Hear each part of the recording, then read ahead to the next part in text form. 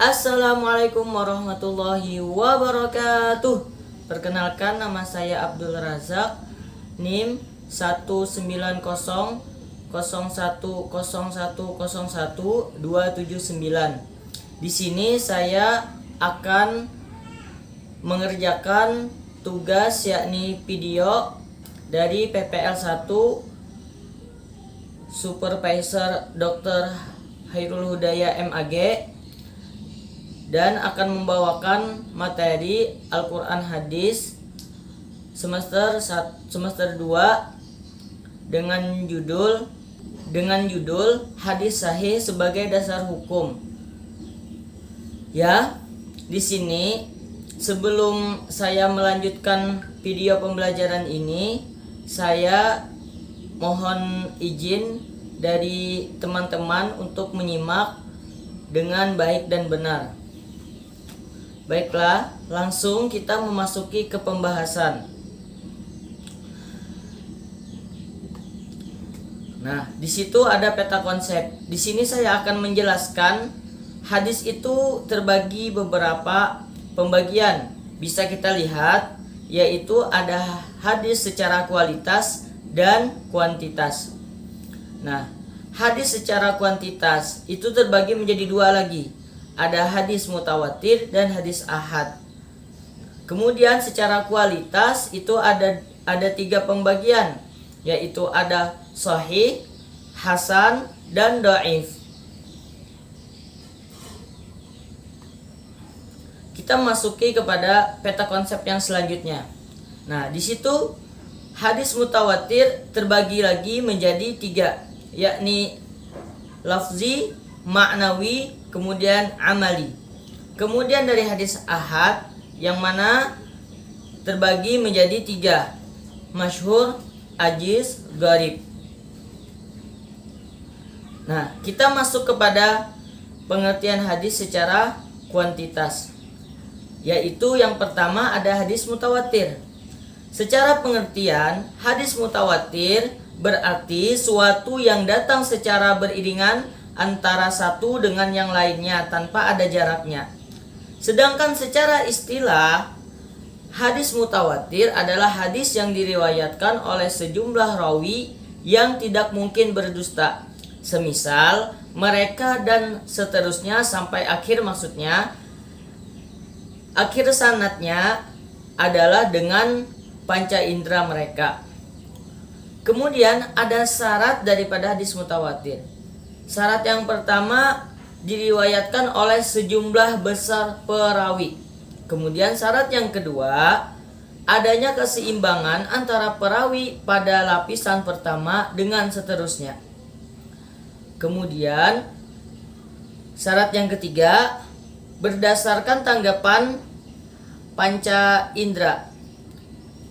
Jadi hadis mutawatir itu harus melalui tangkapan panca indera, mata, telinga, atau secara langsung melihat. Nah, kemudian di sini ada pengertian hadis mutawatir dari pengertian lain. Hadis yang diriwayatkan oleh sekelompok orang dari beberapa sanad dan tidak terdapat kemungkinan bahwa mereka semua itu sepakat untuk tidak berdusta. Jadi semua sepakat tidak akan di dalamnya itu ada kedustaan. Jadi hadis mutawatir memiliki beberapa sanad dan jumlah penutur pada tiap lapisan atau pada tobakoh. Tobakoh itu kan satu golongan atau satu zaman. Nah, misalnya pada tobakoh pertama yaitu pada zaman sahabat yang Abu Bakar, di dalamnya itu ada kedustaan. Jadi hadis mutawatir memiliki beberapa sanad dan jumlah penutur pada tiap lapisan atau pada tobakoh. Tobakoh itu kan satu golongan atau satu zaman. Nah, misalnya pada tobakoh pertama yaitu pada zaman sahabat yang Abu Bakar, Umar, Utsman, Ali, dan Abu Hurairah dan lain sebagainya. Dia satu tobakoh. Kemudian para ulama berbeda pendapat mengenai jumlah sanad minimum hadis mutawatir. Sebagian menetapkan ada yang 20, ada yang 15, kemudian ada 40 orang, tiap lapisan sanad. Hadis mutawatir sendiri dapat dibedakan antara dua jenis, yakni mutawatir lafzi, ini lafaznya sama. Nah, kemudian ada yang maknawi, hadisnya secara makna sama. Nah, kemudian definisi lain, hadis mutawatir adalah sesuatu hadis yang tanggapan dari panca indera yang diriwayatkan oleh sejumlah besar rawi yang menurut adat kebiasaan mustahil mereka berkumpul dan bersepakat berdusta. Nah, contohnya, man kadzaba alayya muta'amidan falyatabawwa maq'adahu minan nar. Nah, di sini hadis ini dikenal dengan hadis mutawatir. Jadi ini adalah salah satu contoh hadis mutawatir yang mana sanad dari rawi yang meriwayatkan hadis ini sangat banyak. Nah, hingganya ini dimasukkan atau digolongkan ke hadis mutawatir. Nah, hadis mutawatir ini kan satu tobaqoh dan periwayat atau rawinya itu banyak. Nah, kemudian secara konteks ada maknawi, ada konteksnya yang sama. Jadi jumlah yang meriwayatkan ini sangat banyak. Kemudian masuk kepada pembahasan yang kedua, yaitu hadis ahad. Secara bahasa adalah satu. Kemudian hadis yang tidak memenuhi syarat menjadi hadis mutawatir, maka disebut dengan hadis ahad. Nah, jadi sangat simpel membedakannya, teman-teman. Ada hadis mutawatir itu banyak syarat atau rawinya itu ada 20, 40. Nah, kemudian yang tidak mencapai hadis mutawatir maka disebut dengan hadis ahad. Hadis ahad terbagi menjadi 3. Ada masyhur, ajiz, dan gharib. Hadis ahad dibedakan yang menjadi 3 tadi, masyhur, ajiz, dan gharib. Masyhur itu apa? Hadis masyhur yaitu hadis yang diriwayatkan oleh 3 atau lebih namun tidak mencapai derajat mutawatir. Karena untuk mencapai derajat mutawatir itu harus lebih banyak rawinya. Paling sedikit ada yang menyebutkan ulama itu 15.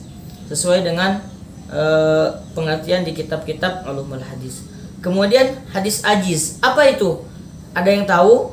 Nah, baiklah, di sini Bapak akan menjelaskan apa itu hadis ajiz.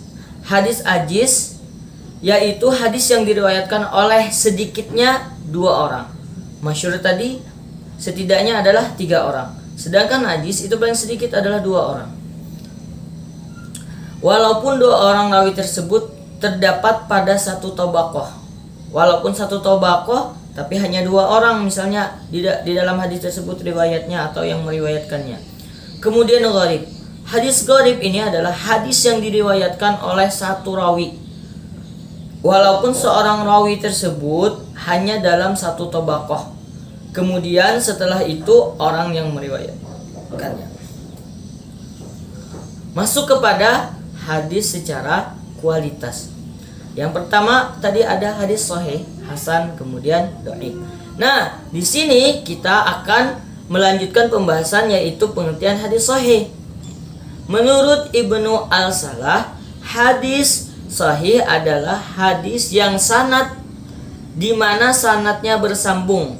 Artinya ittisal, bersambung daripada riwayat perawi yang adil lagi dobit hingga kepada sesudahnya tanpa ada kejanggalan, sad dan kecacatan, sad dan ilat.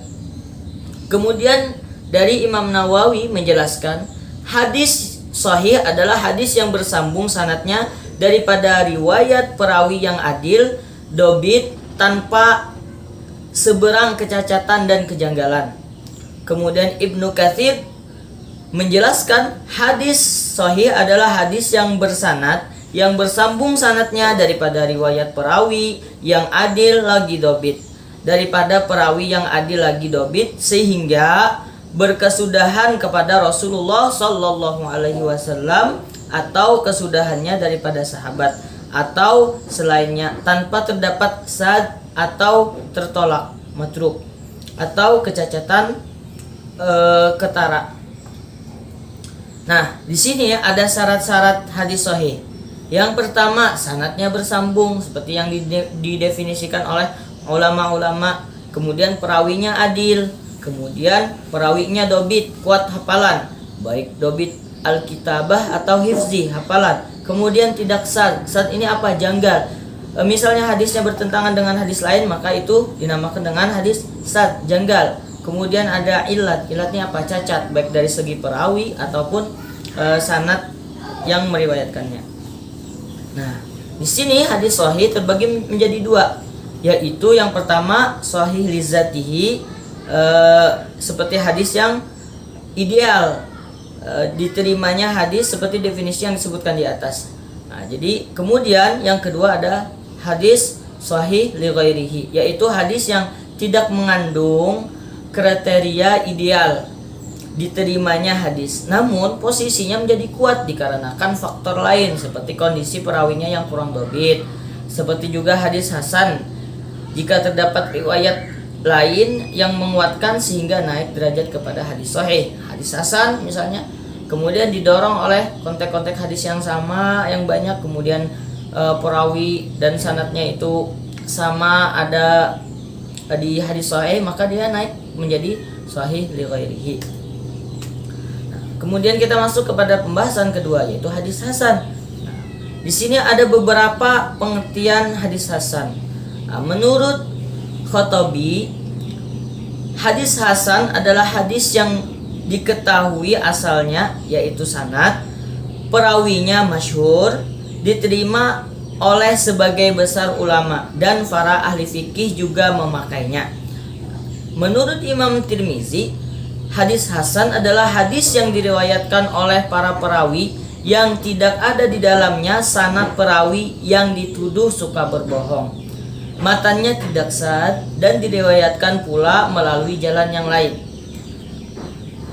Hadis yang dinukil oleh seorang yang adil tapi tidak begitu kuat ingatannya, bersambung sanadnya dan tidak terdapat ilat serta kejanggalan pada matanya. Jadi hadis hasan ini derajatnya di bawah hadis sahih, yang mana kekurangannya adalah biasanya dinukil oleh seorang yang dikatakan tidak adil atau hafalannya itu tidak terlalu kuat. Nah, maka turun derajatnya kepada hadis hasan.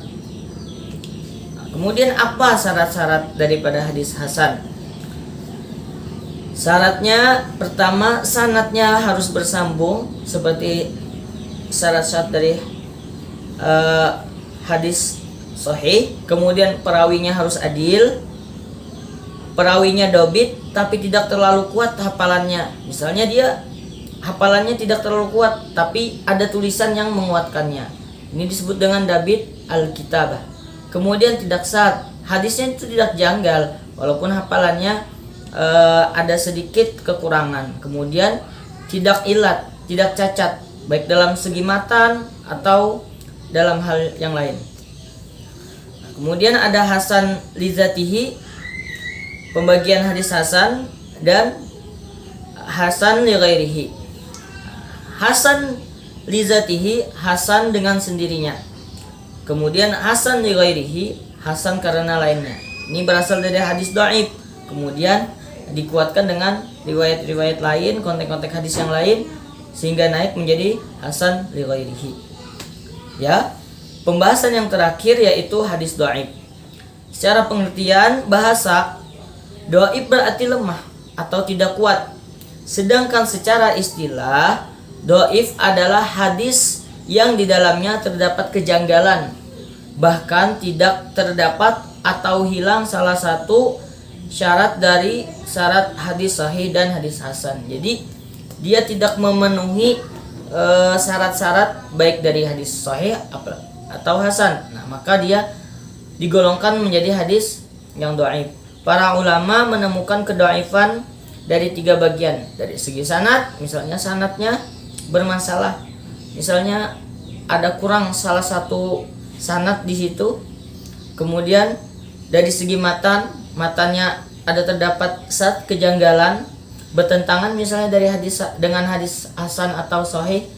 Kemudian yang ketiga dari segi perawinya misalnya terkena dengan orang yang pembohong. Kemudian ada pembagian dari hadis dhaif. hadis dhaif sebab pengguguran sanadnya misalnya melewati satu tabaqah, maka dia menjadi dhaif. Atau sebab cacatnya perawi atau cacatnya keadilan, dan yang terakhir cacatnya kedobitan. Nah, di sini akan tetapi hadis dhaif ini ada sebagian ulama yang memperbolehkan ini dipakai untuk sebagai fadail amal, motivasi sebagai beramal. Nah, akan tetapi ada sebagian yang tidak memakai sama sekali hadis dhaif. Nah, mungkin hanya itu penjelasannya. Salah dan hilaf mohon dimaafkan.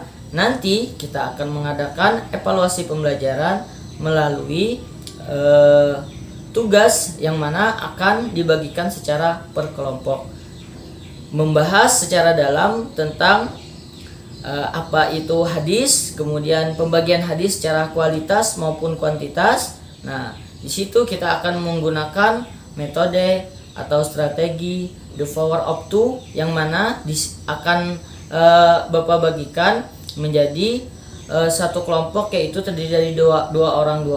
Nah, mungkin hanya itu yang dapat Bapak sampaikan. Salah dan hilaf mohon dimaafkan. Assalamualaikum warahmatullahi wabarakatuh.